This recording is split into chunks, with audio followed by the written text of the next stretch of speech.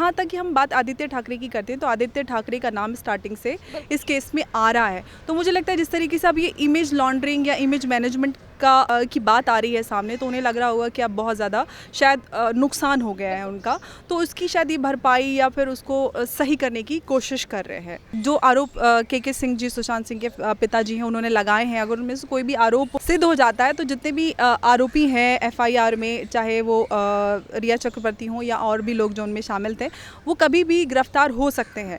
और जो उनका दोहरा रवैया, उनको ये लग रहा था कि शायद इस लेवल तक जांच ना पहुंच पाएगी, तो उनकी जो कलई है वो खुल के सामने अब आएगी।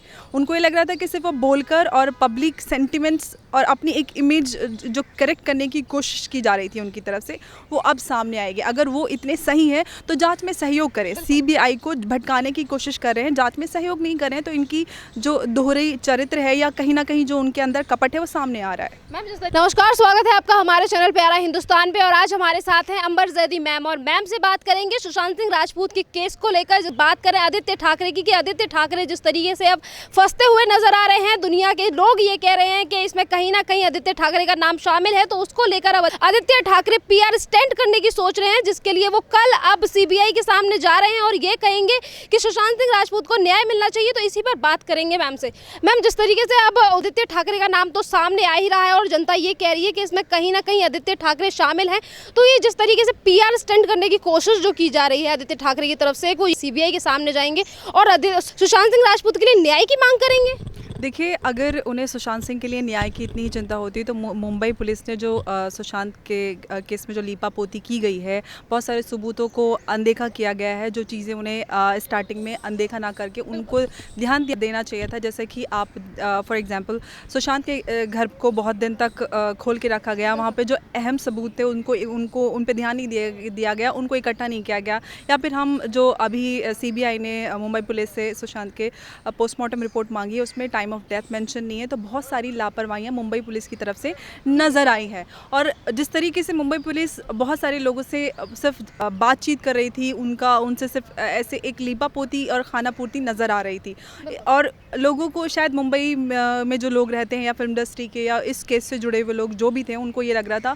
कि ये कुछ दिनों की बात है और कुछ दिन बाद, जैसे कि अक्सर होता है कि कुछ दिन में लोग भूल जाते हैं। लेकिन सुशांत के केस में ऐसा हुआ है कि 2 महीने से ज़्यादा हो चुके हैं, 60 दिन हो चुके हैं और इनफैक्ट उससे ज़्यादा हो गए हैं।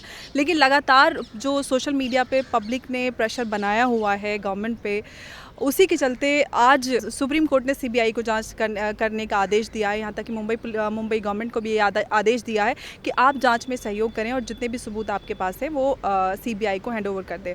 और इसमें 3 टीम बनाई गई है, जिसमें एक ईडी और एक एनआईए और एक सीबीआई, तीनों टीम अलग अलग पहलुओं से जाँच करेंगे केस के। तो और जहाँ तक कि हम बात आदित्य ठाकरे की करते हैं तो आदित्य ठाकरे का नाम स्टार्टिंग से इस केस में आ रहा है। तो मुझे लगता है जिस तरीके से अब ये इमेज लॉन्ड्रिंग या इमेज मैनेजमेंट की बात आ रही है सामने, तो उन्हें लग रहा होगा कि अब बहुत ज़्यादा शायद नुकसान हो गया है उनका, तो उसकी शायद ये भरपाई या फिर उसको सही करने की कोशिश कर रहे हैं। तो मैम, जिस तरीके से अब आदित्य ठाकरे जो अपनी अच्छी इमेज को बनाने की कोशिश कर रहे हैं और ये सीबीआई के पास जाने की बात कर रहे हैं, इनका नाम इसमें सम्मिलित है और इन्हीं की सरकार ये बचाने की कोशिश कर रही थी रिया चक्रवर्ती को, तो क्या लगता है कि इनके चंगुल में आ जाएगी जनता? देखिए, रिया चक्रवर्ती वही है जिन्होंने 15 तारीख को पिछले महीने ये बोला था कि मैं सुशांत सिंह की गर्लफ्रेंड, मैं सरकार से ये आग्रह करती हूँ कि सुशांत के केस में न्याय हो और सीबीआई की जांच हो। जबकि सुशांत सिंह के जीवित रहते कभी भी रिया चक्रवर्ती ने अपना रिलेशनशिप एक्सेप्ट नहीं किया, जबकि वो लोगों को बोलती फिरती थी। फिल्म इंडस्ट्री में सबको पता होता है कि किसका किसके साथ रिलेशन है, चाहे पब्लिक नहीं जाने या पब्लिक के लिए आप एक्सेप्ट नहीं करें। सब जानते थे कि रिया सुशांत सिंह के साथ रिलेशनशिप में, उनके साथ लिव इन में रहती हैं और उन्हीं के साथ रहकर जो भी होता है खर्चा और जो भी होता है घूमना फिरना उन्हीं के पैसों पे करती हैं।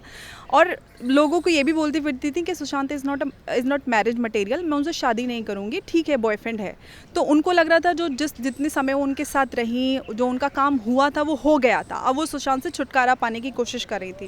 लेकिन मुझे लगता है शायद सुशांत उनको लेकर सीरियस थे और जिस तरीके से उन्होंने सुशांत के इमोशंस का फ़ायदा उठाया, उनके पैसों के साथ जो उनके पिता के आरोप हैं और जो कि सबूत सामने भी आए हैं अब तक जाँच में, तो उनसे देखिए सीधा साबित, अगर जो आरोप के सिंह जी, सुशांत सिंह के पिताजी हैं, उन्होंने लगाए हैं, अगर उनमें से कोई भी आरोप सिद्ध हो जाता है तो जितने भी आरोपी हैं एफआईआर में, चाहे वो रिया चक्रवर्ती हों या और भी लोग जो उनमें शामिल थे, वो कभी भी गिरफ्तार हो सकते हैं।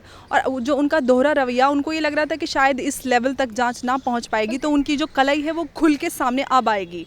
उनको ये लग रहा था कि सिर्फ वो बोलकर और पब्लिक सेंटिमेंट्स और अपनी एक इमेज जो करेक्ट करने की कोशिश की जा रही थी उनकी तरफ से, वो अब सामने आएगी। अगर वो इतने सही हैं तो जांच में सहयोग करें। सीबीआई को भटकाने की कोशिश कर रहे हैं, जांच में सहयोग नहीं कर रहे हैं, तो इनकी जो दोहरी चरित्र है या कहीं ना कहीं जो उनके अंदर कपट है वो सामने आ रहा है। मैम, जिस तरीके से अब आपको भी याद होगा कि जब ये सुप्रीम कोर्ट में गई थी तो उन्होंने सुप्रीम कोर्ट में अलग ही बयान दिया था। इनके वकील की तरफ से भी ये कहा जाता है कि 8 तारीख को रिया चक्रवर्ती ने जब घर छोड़ा था तो सुशांत सिंह राजपूत के कहने पर घर छोड़ा था। पर अब जो चैट सामने आ रही है उसमें तो महेश भट्ट किस तरीके से इन्हें गाइड कर रहे हैं और कह रहे हैं बहुत अच्छा किया, वापस मत जाना और मैं बहुत खुश हूँ, इस तरीके की बातें नजर आ रही। मतलब खुद रिया चक्रवर्ती सुशांत को छोड़कर गई थी और गलत तथ्य पेश कर रही थी सुप्रीम कोर्ट में। देखिए जो तथ्य सामने आए हैं और जो कि इंडस्ट्री में पहले से अफवाहें उड़ रही थी कहीं ना, क्योंकि मैं एक फिल्म मेकर हूँ, बहुत सारी अफवाहें मैंने पहले से सुनी थी। यहाँ तक कि सुशांत के बारे में मैंने पहले सुना था जब सुशांत जीवित थे कि सुशांत मेंटली स्टेबल नहीं है, उनको कोई परेशानी है। तो इस तरीके की अफवाहें पहले से उड़ाई जा रही थी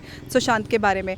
और अब जो कि हम सबके सामने सबूत भी है, जो सुशांत और रिया के ब्रेकअप को लेके कि उनको छोड़ दें, तो रिया अपनी मर्जी से गई थी सुशांत को छोड़कर। यहाँ तक कि जो उनके सुशांत के स्टाफ के कई लोगों के इंटरव्यूज़ भी आए हैं, उसमें भी उन्होंने कहा है कि उनसे कहा गया कि आप उनके पैकिंग कर दीजिए, जो उनका कपड़े और ज़रूरी सामान है वो अपनी मर्जी से सुशांत को छोड़कर गई थी। और यहाँ तक कि उन्हें उनको कॉल करने के बाद भी उनका नंबर ब्लॉक कर दिया था, उनका फ़ोन नहीं ले रही थी। तो ये साफ नज़र आता है कि वो जो उनकी मंशा थी वो पूरी करने के बाद वो सुशांत से पीछा छुड़ाने की कोशिश कर रही थी। तो कहीं ना कहीं मुझे नहीं पता कि किस तरीके से सुशांत को मारा गया है, लेकिन जो भी मारने वाले थे वो हाईली एक्सपर्ट थे। इस तरीके से जितनी सफाई से इनको ख़त्म किया गया है तो उसमें मुझे लगता है बहुत हाई लेवल एक्सपर्ट्स इसमें शामिल थे। तो उसकी जांच तीनों पहलुओं से इसीलिए जांच हो रही है कि ईडी, इसमें सीबीआई की भी 5 टीमें बनी हुई हैं। तो जिस तरीके से अब सीबीआई भी कूपर हॉस्पिटल पहुंच गई है, क्योंकि पहले दिन से ही कूपर हॉस्पिटल भी संदेह के घेरे में है कि वो नज़दीक वाला हॉस्पिटल नहीं था, पर उसमें भी सुशांत सिंह राजपूत को लिया जाता है, दिशा सालियान को भी वहीं पे लिया जा रहा है। तो जैसा लगता है कि सबसे ज़्यादा राज कूपर हॉस्पिटल में ही गड़े हुए हैं, तो उसको लेकर अब सीबीआई भी वहाँ पे पहुँच गई है। तो ऐसा लगता है कि अब खुलासा करेगी तो सिर्फ सीबीआई ही कर सकती है। देखिए सुशांत की जो पोस्टमार्टम हुई थी उसमें भी एक तो रिपोर्ट में टाइम ऑफ डेथ नहीं है, दूसरा जो उनके पोस्टमार्टम करने वाले डॉक्टर्स थे वो भी एक्सपर्ट नहीं थे, प्लस उनका पोस्टमार्टम बहुत जल्दी में किया गया, 1 घंटे के अंदर अंदर सब कुछ निपटाकर फटाफट उनका अंतिम संस्कार कर दिया गया।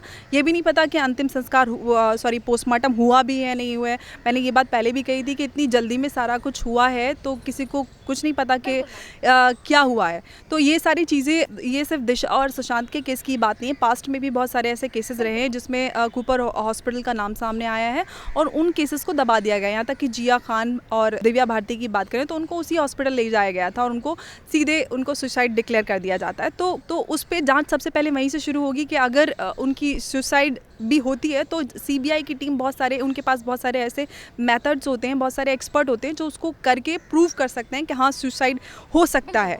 सवाल वहाँ पे ये उठता है कि सबसे पहले तो लोगों में के ऊपर दिमाग में ये सवाल आया था जब उनके पहले ही दिन फ़ोटोज़ वायरल हुए थे, तो बैड और सुशांत की हाइट कहीं ना कहीं सुसाइड के एंगल से मैच नहीं हो रही है। दूसरा ये कि वो सुशांत के गले पे जो मार्क मिला प्लस उनके एक बड़ा सा मार्क साइड में है, तो एक उस चीज़ को लेकर भी कि ये जब भी कोई सुसाइड करता तो उससे वी शेप में ऐसे निशान बनता है, जबकि उनका मार्क गोल है।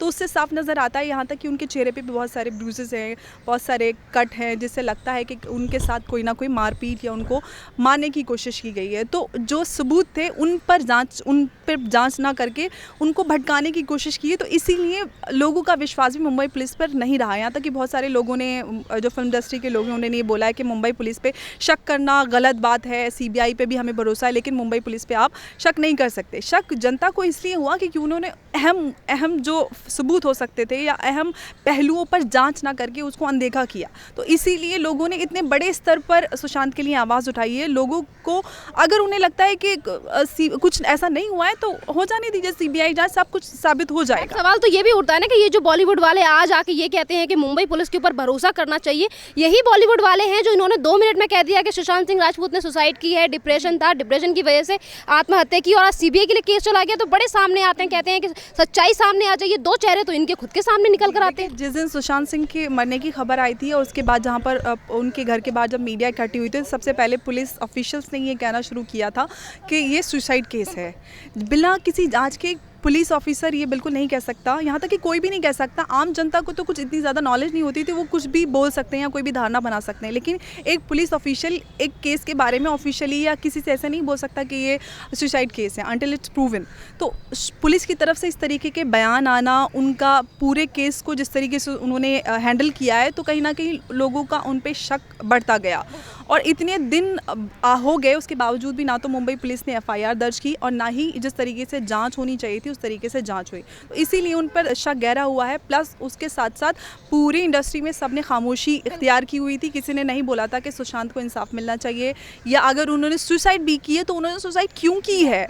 तो उसके पीछे कोई एक हेल्दी, एक इंटेलिजेंट लड़का अचानक सुसाइड कर लेता है तो उसके पीछे की वजह क्या है। आप किसी के बारे में कोई भी थ्योरी गढ़ दें और उसको सिर्फ उसका ठंडे बस्ते में डाल के केस भूल जाएं पहले की तरह, जैसे दिव्या भारती या फिर जिया खान के केस में हुआ, तो अब वो नहीं होगा। लोग सोशल मीडिया पे होते हैं और जिस तरीके से सुशांत के केस में लोगों का साथ सामने नज़र आया, ये बहुत ही सराहनीय है। और लोगों को शायद इंडस्ट्री के समझ में आ गया है कि अब इस तरीके से लोगों के सेंटिमेंट्स के साथ आप खेल नहीं सकते हैं, कि जो लोग आपको जो आपको स्टार बना सकते हैं वो आपको ज़र्रा भी बना सकते हैं, धूल में मिला सकते हैं। तो आपको लोगों की पावर को पहचानना पड़ेगा। मैम, यहाँ पे लोगों की बात की तो आपने सुशांत सिंह राजपूत के केस में लोगों ने बढ़ चढ़ के साथ दिया है। उन्हीं की वजह से आज ये केस सीबीआई के पास जा पाया है। तो उन्हीं लोगों ने महेश भट्ट को उनकी औकात याद दिला दी, किस तरीके से उनकी सड़क का हाल किया आपको भी पता है। तो इन्हीं महेश भट्ट के बारे में बात करते हैं। मैम, आपको पता होगा कि जब जिया खान के साथ 2013 में इस तरीके का हादसा हुआ था तो उनकी मां को धमकी देने वाले भी महेश भट्ट थे। ये कहते हैं तुम चुप हो जाओ। उनकी मां जो है राबिया खान, उनसे कहते हैं चुप हो जाओ तुम, वरना तुम्हें भी तुम्हारी बेटी की तरह सुला दिया जाएगा। देखिए, इस तरीके की जो पास्ट में भी, यहाँ तक कि परवीन बॉबी के केस में भी इनका नाम सामने आया था, महेश भट्ट का, या फिर अब जिस तरीके से सूरज पंचोली का नाम सामने आया है। बहुत सारे सीबीआई जांच भी हुई थी और यहाँ तक कि राबिया खान जो कहती हैं वो ये कहती हैं कि सीबीआई ने के लोग कहते हैं कि हमारे पर प्रेशर है और हम उसकी वजह से निष्पक्ष जांच या जो जांच है उसको हम डिक्लेयर नहीं कर पा रहे थे। तो इस तरीके की पुलिस पे या किसी जांच एजेंसी पे प्रेशर बनाना, या एक महिला जिसने अपनी जवान बेटी को खोया, उस एक विक्टिम के साथ और उसको विक्टिमाइज़ करना और उसके साथ नाइंसाफ़ी करना, ये बॉलीवुड में आम हो गया है। आप जिसके साथ गलत हो रहा है उसके साथ नहीं खड़े होते। हमेशा आप देखें, स्वरा भास्कर ने भी यही बोला कि मुंबई पुलिस पे हमें भरोसा है एंड ऑल, ये वो इस तरीके के। आप हमेशा क्यों गलत के साथ खड़े होते हैं? अगर आपको लगता है किसी के साथ गलत हो रहा है तो निष्पक्ष जांच होने दीजिए। जिसके ऊपर भी जो भी आरोपी होगा, जिसने भी जो भी गुनाहगार होगा उसको सज़ा मिलेगी। आपको डर किस बात का? लोगों की तरफ से ये भी कहना है कि जिस तरीके से ये एक कुछ नहीं बोलता तो सारे कुछ नहीं बोलते, और अगर बोलता है तो वो उन्हीं के पक्ष में बोलता है। तो जिस तरीके का आरोप कंगना रनावत ने लगाया था और सुब्रमण्यम स्वामी भी कह चुके हैं कि ये जो बॉलीवुड है ये मूवी माफिया भी है और यहाँ गैंग भी चलते हैं, इसीलिए एक गैंग नहीं बोलता तो सारे गैंग नहीं बोलते। देखिए, ये बात तो है कि बॉलीवुड में फेवरेटिज्म, ग्रुपिज्म और एक नेपोटिज्म की ये जो है, ये बात सच है। क्योंकि आपका एक ग्रुप होता है, उसी की वजह से आपको काम मिलता है, उसी की वजह से आप लोग प्रमोट होते हैं। आपने कुछ उनके खिलाफ कर दिया तो आपको काम नहीं मिलता, आप उस गैंग से बाहर हो जाते हैं। तो ये सारी चीज़ें आम है और ये है कि वहाँ पर लोग खुल के बात नहीं करते हैं। उनका एक, Bollywood is a different religion, वहाँ पे एक अलग ही कम्युनिटी है, एक अलग ही धर्म होता है ना, वो हिंदू है ना मुसलमान है, उनका अपना एक अलग धर्म है। पैसा और पावर। हर फ्राइडे मूवी रिलीज़ होती है, आप हिट हो तो आप उनके सर्कल में हैं और आपको पूछेंगे, अदरवाइज़ कोई नहीं पूछता। तो ये वहाँ का धर्म और यही कल्चर है, तो वो अपने उसको फॉलो करते हैं। वो जो दिखाने के लिए एक बहुत अच्छे और इंसानियत वाले और वो बनते हैं, वो सिर्फ इमेज मैनेजमेंट होता है और कुछ नहीं होता। तो लोगों को अब समझ में आ रहा है सोशल मीडिया की पावर के चलते, और खासकर सुशांत के केस में लोगों को बहुत सारी चीज़ें समझने को आई हैं और बहुत सारी चीज़ों को खुलकर अब बात करें। और लगातार जिस तरीके से उन्होंने प्रेशर बनाया है फिल्म इंडस्ट्री पर, जहाँ तक कि सड़क को जिस तरीके से उन्होंने डिसलाइक किया है, जो वर्ल्ड की मोस्ट डिसलाइक मूवी उन्होंने बनाया है, ट्रेलर को बनाया है, तो कहीं ना कहीं उनको भी समझ में आ गया है। उसी के बाद से आपने देखा होगा कि बहुत सारे फिल्म इंडस्ट्री के लोगों ने सीबीआई की मांग भी की है और उसका स्वागत भी किया है। तो उनको समझ में आ गया है कि पब्लिक का सेंटिमेंट इतनी आसानी से शिफ्ट होने वाला नहीं है, जैसा कि उन्होंने सोचा था स्टार्टिंग में कि 2 हफ्ते की बात है, उसके बाद सब कुछ नॉर्मल हो जाएगा। तो वैसा नहीं होने वाला है। हम सब जब तक खामोश नहीं बैठेंगे, जब तक सुशांत को इंसाफ नहीं मिलेगा। धन्यवाद मैम।